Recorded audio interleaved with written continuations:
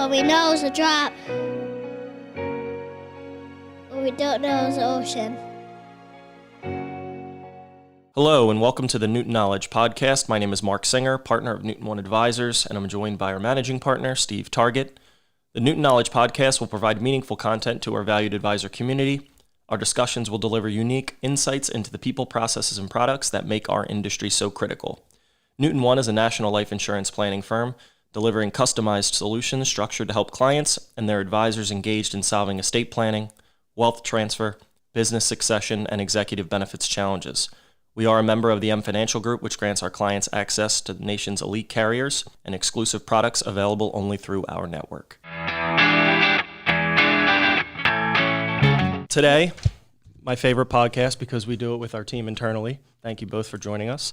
We have Amy Mister, our Director of Underwriting, and Brittany Vavala. Mark Singer. Brittany Vavala. I'm only messing around. She is our Director of Client Services and helps manage and audit all of our in-force policies. So today we want to, and of course, our managing partner, Steve Target. I can't forget you. You just did. I just did. So today's podcast is going to be about our process as an M Financial firm, but also as Newton One itself, in terms of how we onboard a client, but also manage and service those policies once we get them onboarded. And this, I believe, is right up there with finding the appropriate solution in terms of life insurance in one's estate, but also finding the most soundly priced and competitively priced option out there also. And a lot of that involves underwriting, which is an art and science in itself, and then managing those policies also. And we are truly blessed to have you two help us facilitate that process because it is very detailed. The way we do it is unique, and I believe it's important to share with our valued advisors what that looks like. And I wanted to do a football analogy because I'm familiar with the sport, so I thought, why not? And the Eagles just won the Super Bowl, so we'll kick it off that Birds. way. Go Birds. Yeah, you kind of brushed over the Eagles winning the Super Bowl there. Don't we want to? Yeah, go ahead, Steve. What do you think about it? Well, I think the Eagles won the Super Bowl. Go Birds. Go Birds. You're a Saquon guy. Oh, I want to say something. People always say, oh, the NFL's rigged, college is rigged, there's a script. What they mean by script is every offense, whether it be the NFL or college, has a script of plays they want to run through and they stick to when they're game planning, whoever they're playing with, just to see what a defense is giving them. That's the script. So I don't know if it's people taking that and elaborating on that in terms of, well, that's all rigged and there's a script. It's just the script of plays that they run through and want to stick to see what the defense is doing.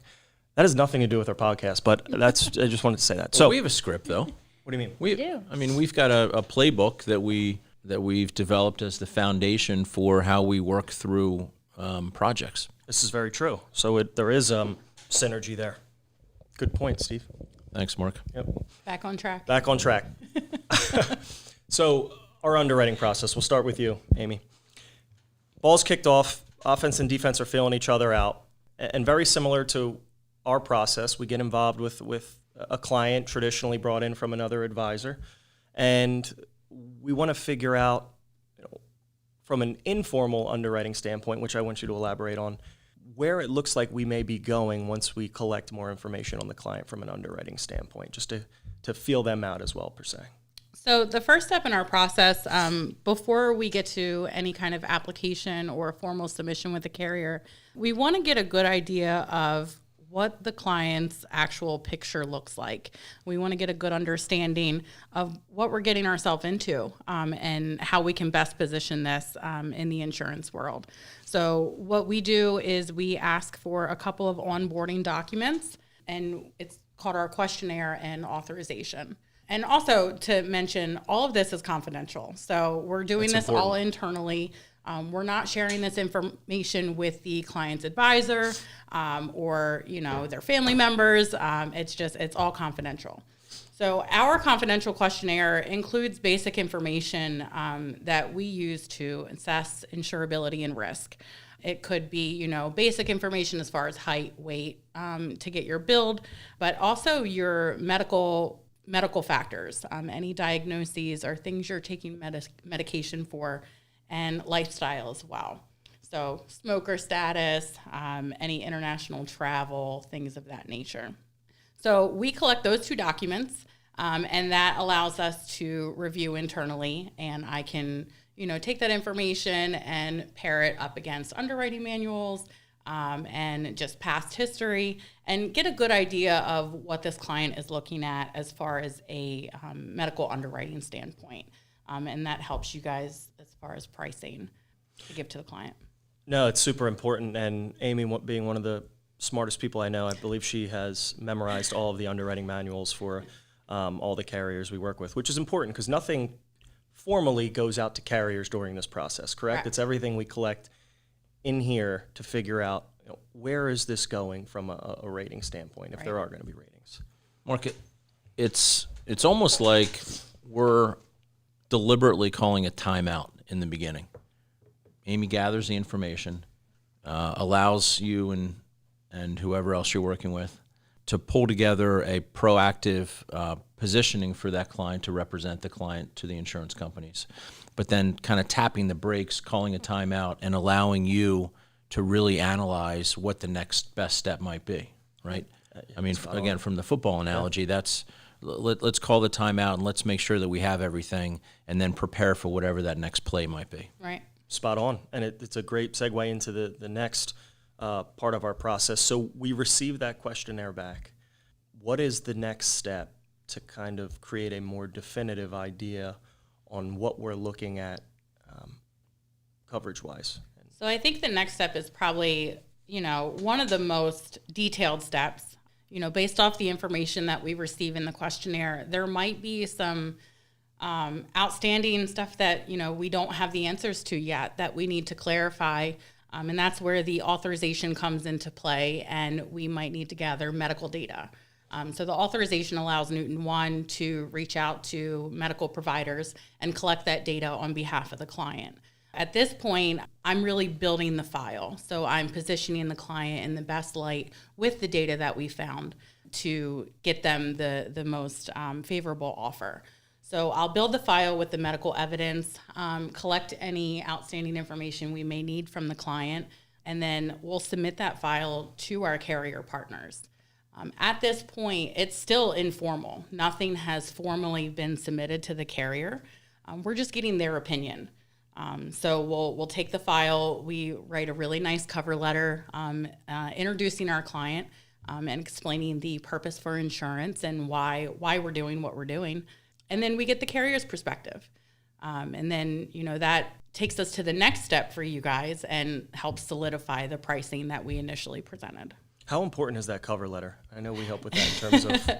The cover letters go a long way. So the biggest thing is we want to tell the story as Newton One before the carrier can make their own story. So that's why it's important for us to tackle any obstacles that we may encounter and get in front of them. You mentioned earlier that underwriting is an art and science, and not everyone's underwriting is the same. Yeah. We all have different medical, issues and things that we encounter. And that's one of the most favorite parts of my job is every client is different. That's great. And I reference team a lot, again, just coming from a sports background, but it's almost like we're taking the client on as part of our team and going through this process because we don't want to hide anything. We just want to position everything accurately, but in a manner that tells the entire story and not just a blip in one's medical history or radar. And I think it's important. We need to tell the full story, so we can't hide anything. Yeah. The underwriters are going to find it out, whether we tell it or whether they find it on a back-end search. So it's going to come out. If we can get ahead of that and explain the situation, it's most of the times not as bad as it seems. So I think it's really important. And the team part is great. I like to think of myself as a client advocate, not necessarily just an underwriter. Like I'm on your team trying to take you through this process to get the best outcome. I couldn't be more accurate. So we go into halftime now. Bootleg jeans sales for men skyrocket. Teams adjust their initial approach traditionally in terms of what the offense or defense was giving them or taking away. But hopefully they have a clear idea on what their next steps are going to be or plan in regards to stepping into the third quarter to secure an ample lead. to then get into time management for the fourth quarter. So once we send the information we receive internally and get input from the carriers, all carriers that we vet out to the marketplace, what is our third quarter approach or next step once we have a better idea of where carriers are seeing this client fit? Yep. So this is the most important step when it comes to relationship building. All of our carriers come in with their initial offers, and I have to say they do a great job of putting their best foot forward. They're giving their best offer up front, but sometimes, we might need more. We might need something different, or there might be additional information needed to clarify a situation that can make that offer better. So this is where I leverage the relationships that we have with our partner carriers. It takes a phone call sometimes to explain what's going on, and just make sure that we're on the same page with our carriers so the client can get the best offer.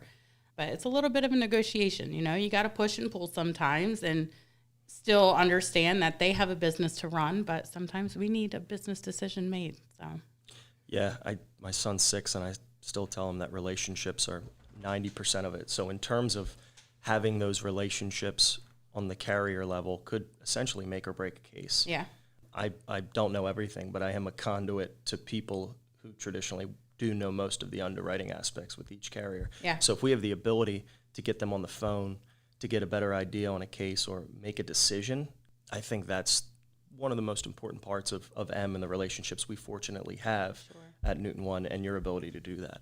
So we're going into the fourth quarter now. Quarterback's about to take a knee, hopefully, and with a victory in mind. What does the last piece of this closing, this engagement look like in terms of closing it? So the last step is a formal application. So we've done all this work. We went through, all the underwriting and the negotiations, and now we're time to submit the formal app. And we should have most of the information already on file from all the pre-work that we've done. So I internally pre-fill most of that, and the client typically fills out their health questionnaire because for HIPAA reasons, I can't do that for them. And then everything's electronically signed. COVID put a big push on that for carriers to step up and allow DocuSign and electronic signatures on everything. So we get everything signed and submitted to the carrier. The carrier typically takes a few days to review and provide their final decision. Most times the decision is aligned with what we presented and had in store. But if there is a surprise that comes up at the time of formal application, then we'll go back and leverage that relationship to see what we can do to get us back to where we initially started. But once we have an official approval, the policy is issued, payment is taken, and policy is placed in force. Beautiful job. And yes, sometimes there are surprises, unfortunately, and we have to go to overtime to figure it out, but we're pretty good at that. Yep. With the helps of you two. So Work best under pressure. Oh, yeah. Yeah, I think it's important to note that unless it's a corporate case that we're working on where we have a number of policies that are guaranteed issue, every one of the engagements that we get involved with, every project involves a person. And whether it's a term insurance policy or a large survivorship policy, we're very deliberate and very intentional, and really take your time. You take your time to make sure that we get the best offer for the client. It's not just jump online and we're walking away. Even some of the accelerated underwriting, which can be an advantage now, even in the last 4 or 5 years. Even those cases, you're actively involved. You're still chaperoning and advocating on behalf of the client. So the process sometimes takes a little bit longer, not always. But what I think is important to recognize is the attention that's given to every client, because we realize that this is an important decision and an important part of their plan. And if it's done the right way and the outcome is hopefully what we're looking for, that this is a dramatic financial product that's positioned in the client's portfolio. Yeah. So once the policy's in place, and we always talk about table stakes for us is almost regardless, again, of the type of policy. If it's a straight term insurance policy, the reviews are pretty straightforward. We just want the client to remember what premium they're paying, what the duration of the policy is, where there's some conversion rights. Beyond that, though, we really need to get back in front of all of our clients to review what was put into place, what assumptions were made with regard to the pricing, and then what the performance of that particular policy is over the course of the year. And we don't necessarily make year-to-year changes, but we have conversations every year. So 1 year after the policy is put into place, if they haven't met Brittany yet, they will at that point, and we'll schedule a conversation to discuss their policy. So kind of take us through what that means for you, what that review looks like.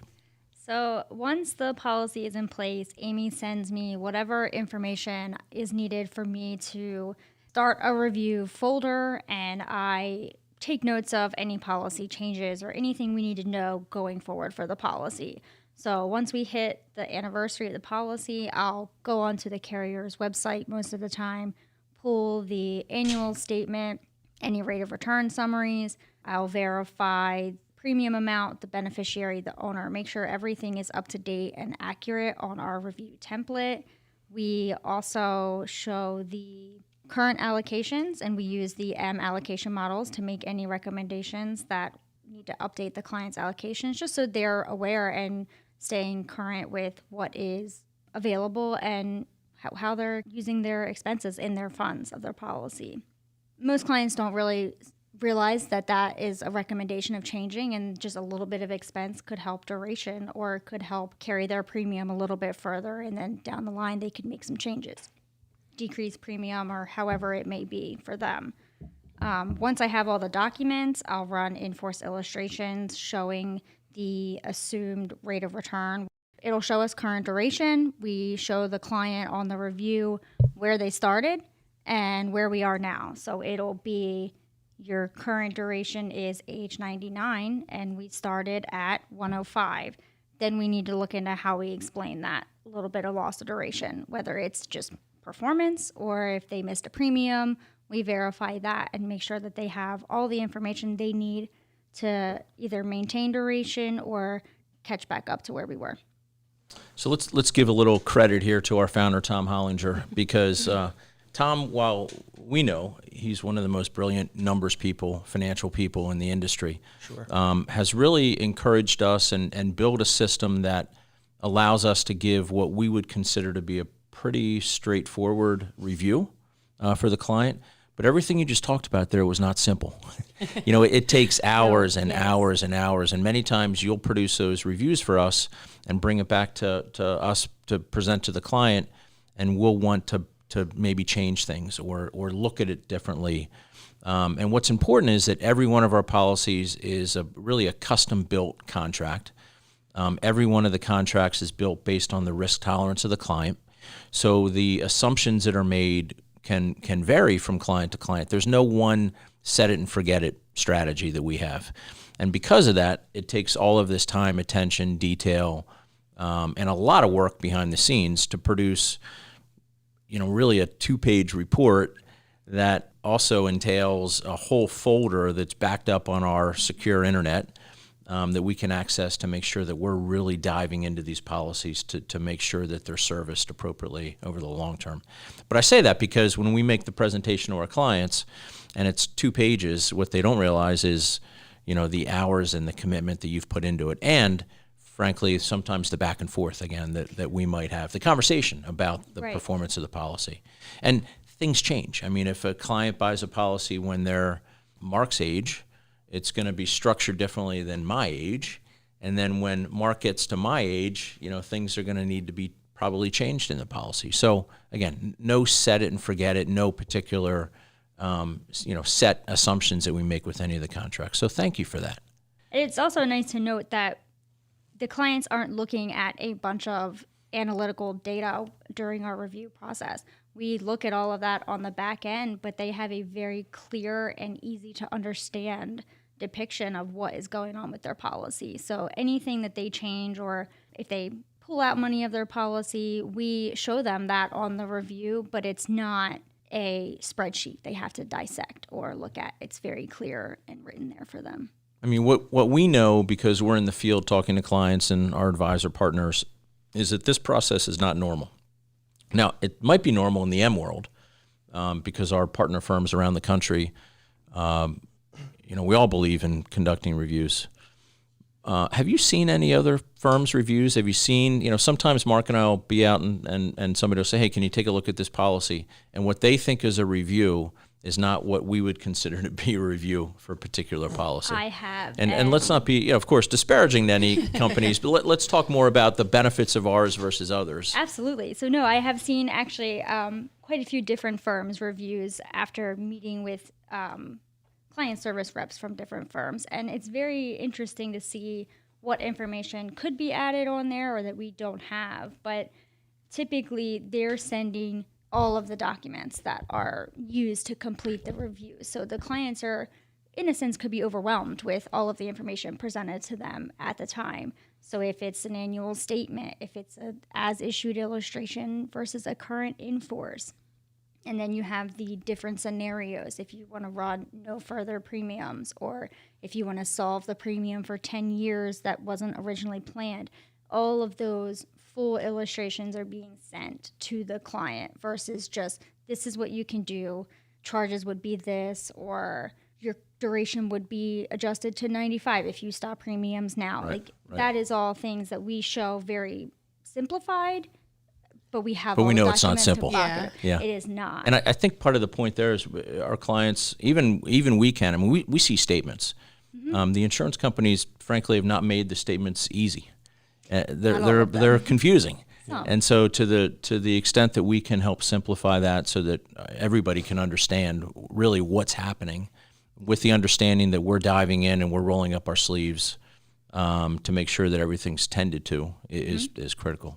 I've also seen on the flip side of the annual review process when firms will just show a policy summary. And really that just shows your policy date, owner, beneficiary, and your current cash value. So that's really not getting into the meat of how the policy is performing.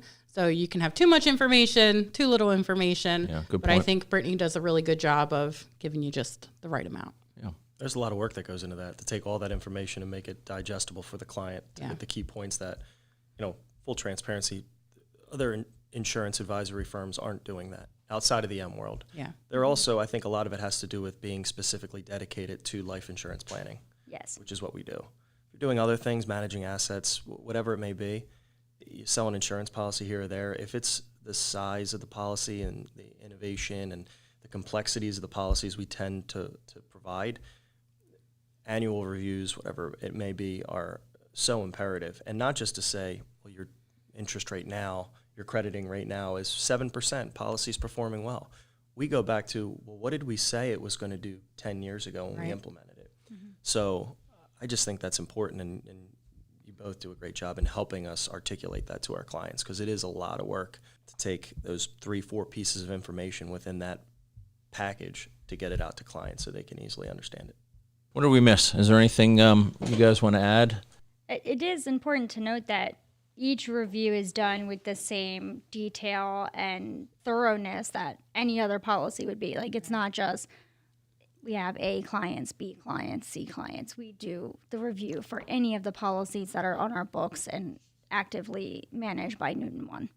So I've been in the business now 35 years, and I can honestly say that there's not two better people in this business than the two of you. And we're thankful. We're lucky. Our clients are lucky to have you helping them in the beginning. You also both collaborate with each other. So while you presented on underwriting, sometimes you opine on underwriting, and while you presented on policy service, sometimes you can help with the policy service. I have a piece lot there. to say about everything. So in the interest of Past Amy. having our audience get to know you guys better, let's have some fun, and let's get to know a little bit better about what makes you tick. Amy, if you had a theme song, what would that theme song be? Oh boy. So I had to think long and hard about this one because, I love music and there's a lot of songs out there that you can choose from. And, things change as you get older, and I'm not the same person I was back in my 20s. So I picked a song that came out in 2020, which was a good time for everyone. It's performed by Michael Franti, and it's called Good Shit Happens. And it's not so much an anthem, but it is something, that is good to look back at every day, because life happens and it's not always rainbows and butterflies, but the good stuff happens too. So it's a good reminder, daily reminder. Awesome. Beautiful. Well said. And Brittany, what fictional world would you want to live in for a month, and how would you spend your time there? Okay, so for anybody that doesn't know me, I love to read, always have, and lately the fictional world I've lived in my head every day is the Empyrean series. It's a war college with dragons, so I would spend my time there learning how to be a dragon rider. Wow, impressive. Nice. Oh, yeah. I didn't know that about you. There's a dragon rider stuff. Oh, yes. Yeah. Cool. You guys are the best. Thanks for joining us. Glad to be a part of the team. Yep. Yeah. Awesome. Happy to be here. This was fun. Bye. Goodbye. The material and opinions voiced are for general information only and are not intended to provide specific advice or recommendations for any individual. To determine what is appropriate for you, please contact a member of our team.